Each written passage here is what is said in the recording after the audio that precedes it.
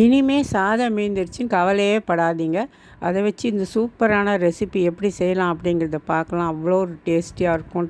சாதமாக வீணாகாது. வாங்க வீடியோக்குள்ளே போகலாம்.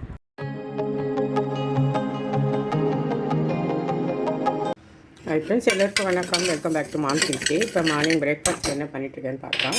வாசப்பருப்பு வந்து லேசாக வறுத்துட்ருக்கேன். எதுக்குன்னு பார்த்தீங்கன்னா, இந்த கரண்டியில் ஒரு கரண்டி தலை தட்டி லைட்டாக வறுத்துட்டு ஈஸியாக வந்து சாதம் மீந்து போச்சுன்னா நம்ம எப்படி அதை வந்து வேஸ்ட் பண்ணாமல் ஒரு நல்ல ஒரு டிஷ்ஷாக மாற்றலாம்.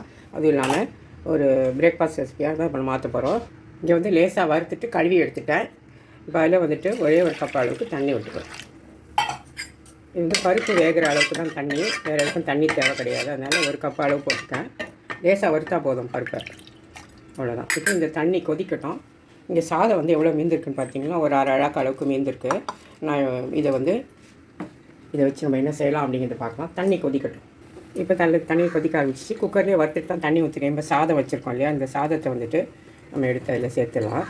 உங்களுக்கு எந்த அளவுக்கு சாதம் இருக்கோ அந்த அளவுக்கு நீங்கள் எப்படி பொங்கல் செய்வீங்களோ அதே மாதிரி ஒரு டம்ளர் அரிசிக்கு 1/4 டம்ளர் பருப்போ போடுவீங்க இல்லையா, அதே போல் 1/4 டம்ளரோ 1/2 டம்ளரோ அது மாதிரி போட்டுங்க. இப்போ எங்கிட்ட ஒரு அரை அழகாக அரிசி சாதம் இருக்க மாதிரி இருக்குது. எல்லாத்தையும் போட்டுட்டு காட்டுறேன்.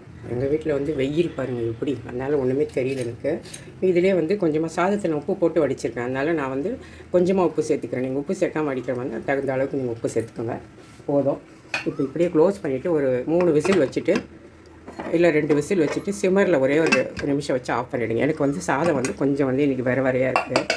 நல்லா உங்களுக்கு இருந்ததுன்னா ஒரு 2 விசிலே கூட போதும். ஒரு 3 விசிலும் நல்லா குழக்கலான்னு வரணும். அப்படி பொங்கல் மூடிட்டு விசிலை போட்டுடலாம். விசில் போட்டாச்சு. பாருங்கள் ஃப்ரெண்ட்ஸ், பொங்கல் நல்லா வெந்து வந்துருச்சு. பார்த்தா தெரிஞ்சுக்கும். அப்படி கொஞ்சம் உங்களுக்கு இதாக தெரிஞ்சுன்னா அந்த மாதிரி மேஷரோ கரண்டியை வச்சுட்டு அப்படியே நசுக்கி விட்டுக்கணும். ஏன்னா பொங்கல் வந்து குழைவாக இருந்தால் தானே நல்லாயிருக்கும். அதை அப்படியே நல்லா குழைவாக பண்ணிவிட்டு தாளிச்சிட வேண்டியதான். இங்கே தான் வந்து பொங்கலுக்கு வந்து மிளகு, சீரகம், கருவேப்பிலை, இஞ்சி போட்டு தாளிச்சிட்டேன். இப்போ இதில் வந்து சேர்த்துக்கலாம். பொங்கலில் இங்கே தாளித்தது ஊற்றியாச்சு. மிக்ஸ் பண்ணி கொடுத்துடலாம். உப்பு சரியில்லைன்னா கொஞ்சமாக சேர்த்துக்கோங்க. இல்லை கரெக்டாக இருந்தால் விட்டுடலாம். பாருங்கள் ஃப்ரெண்ட்ஸ், பொங்கல் வந்து சூப்பராக ரெடி ஆகிடுச்சு. இனிமேல் சாதம் மீதமாச்சுன்னா கவலைப்பட மாட்டீங்க. அடுத்த நாள் நீங்கள் பொங்கல் தான் செய்யுங்க கண்டிப்பாக. இங்கே பாருங்கள் எவ்வளோ நல்ல சூப்பரான ஒரு பொங்கல். மீதமாகிடுச்சுன்னு கவலையே பட தேவையில்லை. இன்னும் கூட வேணால் எண்ணெய் ஊற்றிக்கணும். இப்போதும் நான் கம்மியாக விட்டுருக்கேன். இங்கே வந்து அதுக்கு பொட்டுக்கடலை தேங்காய் சட்னி ரொம்ப டேஸ்ட்டாக இருக்கும் இல்லையா, அதை அரைச்சி வச்சுருக்கேன். அடுத்து இங்கே என்ன பார்த்தீங்கன்னா ஒரு 1/4 அழகாக இருக்கும் உளுந்து போட்டு ஊற வச்சுருந்தேன். அதை வந்து பச்சை மிளகாய், இஞ்சி போட்டு சீரகம் போட்டு அரைச்சி வச்சுருக்கேன். இது எதுக்குன்னா வடை போடுறதுக்கு. எங்கள் வீட்டில் பக்கத்தில் போர் போடுறாங்க, அதனால் ரொம்ப சவுண்டாக இருக்குது. இங்கே வந்து வடையும் சுட்டு எடுத்துகிட்டேன். சட்னி, பொங்கல் எல்லாமே ரெடி ஆகிடுச்சு. இப்போ எடுத்து பிளேட்டில் வச்சுக்கலாம். இது என்னோடய பொண்ணுக்கு. எங்கள் வீட்டில் நாங்கள் கொஞ்சமாக தான், தப்பாக நினச்சிக்காதீங்க, கொஞ்சம் கம்மியாக தான் சாப்பிடுவோம்.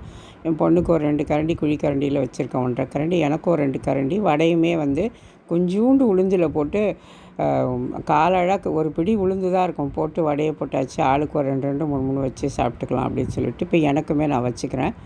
சூப்பரான இந்த ரெசிபியை நீங்களும் ட்ரை பண்ணுங்கள். சாதம் வெந்துருச்சுன்ட்டு நீங்கள் கவலையே பட வேண்டாம். இந்த மாதிரி மறுநாளை காலையிலையோ இல்லை காலையில் மீந்தால் நைட்டு வந்து டிஃபனுக்கோ நீங்கள் வச்சுக்கோங்க. ரொம்ப ரொம்ப சூப்பராக இருக்கும். இதை நீங்கள் கண்டிப்பாக ட்ரை பண்ணி பாருங்கள். நம்ம இன்னொரு வீடியோவில் சந்திக்கலாம். தேங்க்யூ.